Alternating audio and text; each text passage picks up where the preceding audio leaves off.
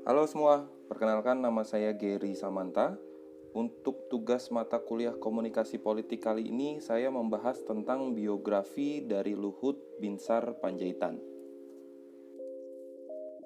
Luhut Binsar Panjaitan, Master of Public Administration, atau lebih dikenal dengan Luhut Panjaitan, lahir di Simargala, Hutan Namora, Silaen, Toba Samosir, Sumatera Utara, pada tanggal 28 September 1947, 72 tahun yang lalu. Putra Batak ini merupakan anak ke-1 dari 5 bersaudara, pasangan Bonar Panjaitan dan Siti Frida Naiborhu. Dan juga suami dari Devi Boru Simatupang dan seorang ayah dari 4 anaknya yaitu Paulina Panjaitan, David Panjaitan, Paulus Panjaitan, dan Kari Panjaitan. Sejak kecil, Luhut dididik orang tuanya untuk bersikap jujur, belajar, kerja keras, dan kerjakan yang terbaik. Masa sekolah menengahnya, Luhut belajar di SMA Penabur Bandung. Selama duduk di bangku sekolah, Luhut menjadi salah satu pendiri Kesatuan Aksi Pelajar Indonesia atau disebut juga dengan KAPI yang menghimpun pelajar dan mahasiswa menentang Orde Lama dan PKI. Pada tahun 1967, Luhut mengawali karirnya dengan masuk Akademi Angkatan Bersenjata Republik Indonesia atau AKABRI bagian darat, dan 3 tahun kemudian meraih predikat sebagai lulusan terbaik pada tahun 1970, sehingga mendapatkan penghargaan Adi Makayasa. Karir militernya banyak dihabiskan di Kopassus TNI AD. Di kalangan militer, dia dikenal sebagai Komandan Pertama Detasemen 81. Berbagai medan tempur dan jabatan penting telah disandangnya mulai dari Komandan Grup 3 Kopassus, Komandan Pusat Kesenjataan Infanteri atau Pusenif, hingga Komandan Pendidikan dan Latihan atau Kodiklat TNI Angkatan Darat. Ketika menjadi perwira menengah, pengalamannya berlatih di unit-unit pasukan khusus terbaik dunia memberinya bekal untuk mendirikan sekaligus menjadi Komandan Pertama Detasemen 81 Kesatuan Baret Merah Kopassus. Dia menjadi salah satu pasukan khusus penanggulangan terorisme terbaik di dunia. Untuk karir Luhut sendiri, pada tahun 1971, beliau menjadi Komandan Peleton 1A Grup 1 Para Komando, Kopasanda. Dan pada tahun 1973, beliau menjadi Komandan Kompi A Grup 1 Para Komando Kopasanda. Dan pada Desember 1973 sampai Oktober 1974, beliau menjadi Komandan Kompi A Pasukan Kontingen Garuda, wilayah Port Said, Port Fuad, Port Suez, dan Mesir. Dan pada di waktu yang sama, beliau juga menjadi ajudan pribadi Brigjen TNI Yogi S. Mehmet. Pada tahun 1981, beliau menjadi pendiri dan Komandan Pertama Detasemen 81 Anti Teroris Kopassus. Dan pada tahun 1983, beliau menjadi pendiri dan Komandan Pertama Proyek Raja Wali pada Pusat Intelijen Strategis. Pada tahun 1987, beliau menjadi Komandan Sekolah Pusat Pendidikan Para Lintas Udara atau pada Pusat Pendidikan Pasukan Khusus, Kopassus. Dan pada tahun 1990, beliau menjadi Komandan Grup 3 Sandi Yuda Kopassus. Lalu pada tahun 1993, beliau menjadi Komandan Pusat Pendidikan Pasukan Khusus. Lalu menjadi Komandan Korem 81 di Rot Sahajaya, Madiun, Jawa Timur, dan Wakil Komandan Pusat Persenjataan Infanteri. Lalu pada tahun 1996 sampai 1997, beliau menjadi Komandan Pusat Kesenjataan Infanteri. Dan pada tahun 1997 sampai dengan 1999, beliau menjadi Komandan Pendidikan dan Latihan TNI Angkatan Darat. Dilanjut dengan karir di pemerintahan. Pada tahun 1999, Presiden B.J. Habibie mengangkatnya menjadi Duta Besar Republik Indonesia untuk Republik Singapura di era krusial awal reformasi. Kepiawaian Luhut dalam diplomasi dianggap mampu mengatasi hubungan kedua negara yang sempat terganggu dan kurang selarasnya komunikasi antar pemimpin negara sepeninggal Presiden Soeharto. Dalam 3 bulan pertama masa jabatannya, ia mampu memulihkan hubungan kedua negara ke tingkatan semula.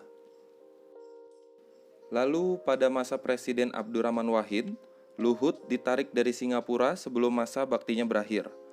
Gus Dur mempercayakan sebagai Menteri Perdagangan dan Industri Republik Indonesia, walau dalam periode yang singkat pada tahun 2000 sampai dengan 2001, sesingkat usia pemerintahan Gus Dur. Presiden di era pemerintahan selanjutnya pun bermaksud untuk mempercayakan kembali sebagai menteri, tetapi Luhut menolaknya karena ia menjaga etika terhadap Gus Dur. Tahun 2001, Luhut memiliki ide membangun yayasan dan sekolah untuk masyarakat yang membutuhkan.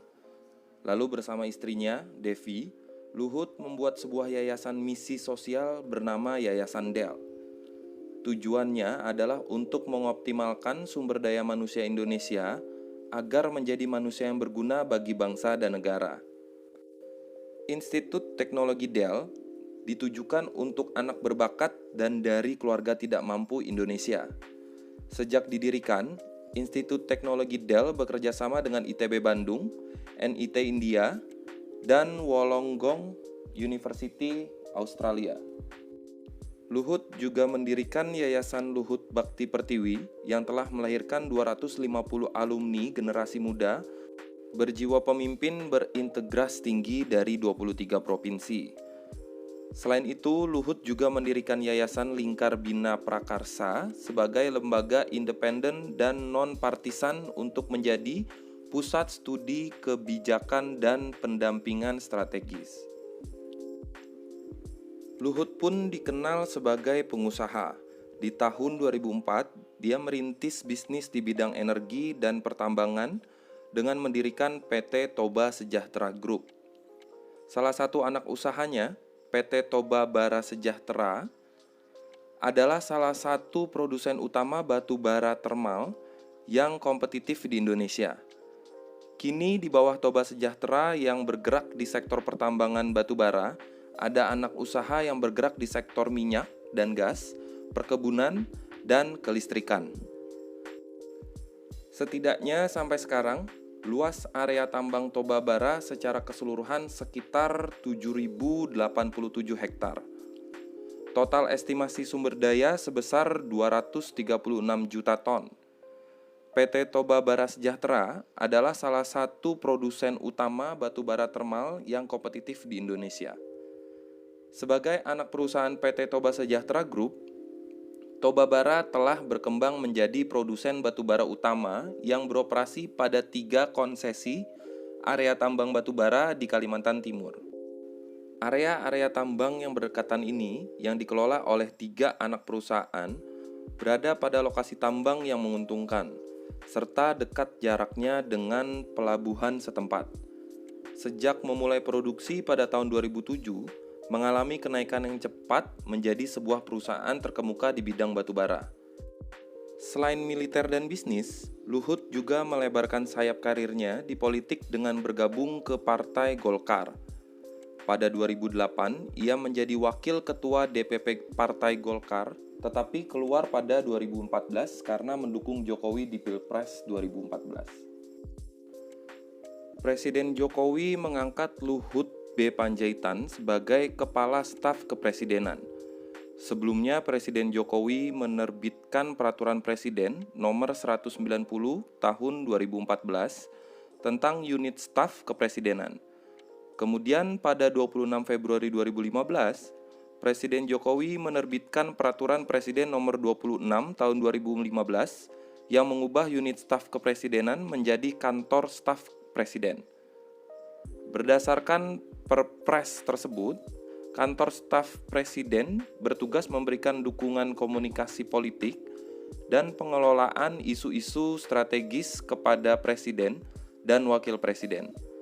Selain itu, lembaga non-kementerian ini melaksanakan tugas pengendalian program-program prioritas nasional. Luhut Panjaitan dilantik menjadi Menteri Koordinator Bidang Politik Hukum dan Keamanan menggantikan Tejo Edi Purdiatno pada Agustus 2015. Di sisi lain, Luhut masih menjabat Kepala Staf Kepresidenan. Berdasarkan Peraturan Presiden Nomor 43 Tahun 2015, Menko Polhukam bertugas mengkoordinasikan sejumlah kementerian, seperti Kementerian Dalam Negeri, Kementerian Luar Negeri, Kementerian Hukum dan HAM, serta Kementerian Pertahanan. Tak hanya 4 lembaga itu, Menko Polhukam juga ditugasi mengarahkan kebijakan beberapa lembaga negara lain seperti Polri, TNI, Badan Intelijen Negara, dan Kejaksaan Agung. Pada masa kepemimpinan Presiden Jokowi, Kementerian Koordinator Bidang Kemaritiman mengalami 3 kali pergantian menteri. Menko Kemaritiman pertama yang dipilih oleh Presiden untuk duduk di Kabinet Kerja adalah Dwi Suryo Indroyono Susilo. 10 bulan kemudian, Presiden Jokowi menggantikannya dengan Rizal Ramli yang dilantik pada bulan Agustus 2016. Tak sampai setahun, Presiden kembali melakukan perubahan susunan kabinet dan menunjuk Luhut Panjaitan menggantikan Rizal Ramli. Jokowi mengambil langkah terkait polemik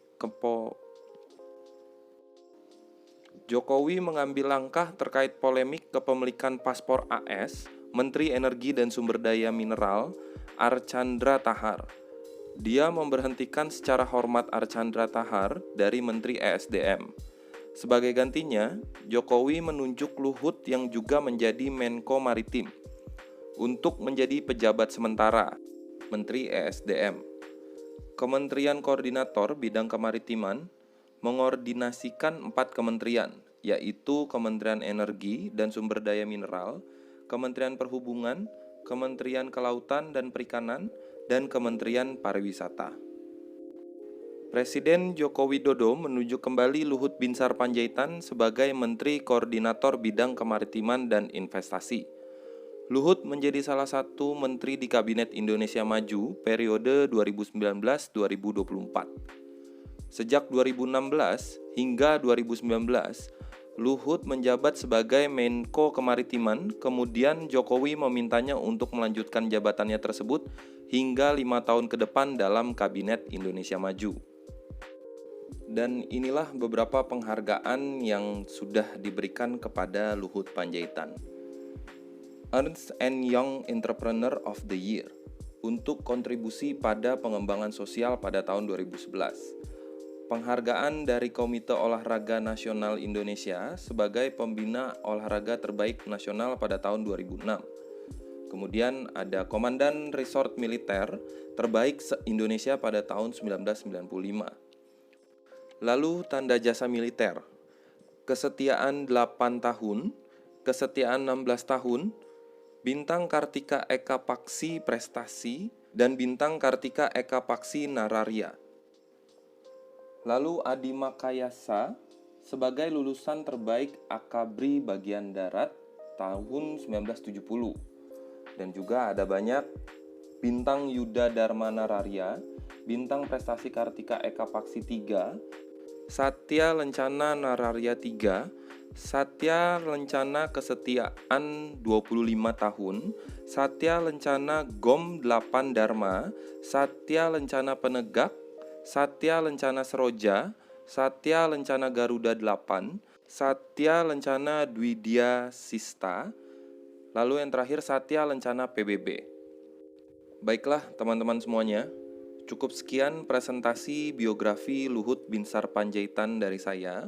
Dan mohon maaf bila ada kesalahan penyebutan nama atau gelar, ataupun tempat kejadian, ataupun yang lainnya. Atas perhatiannya saya ucapkan terima kasih.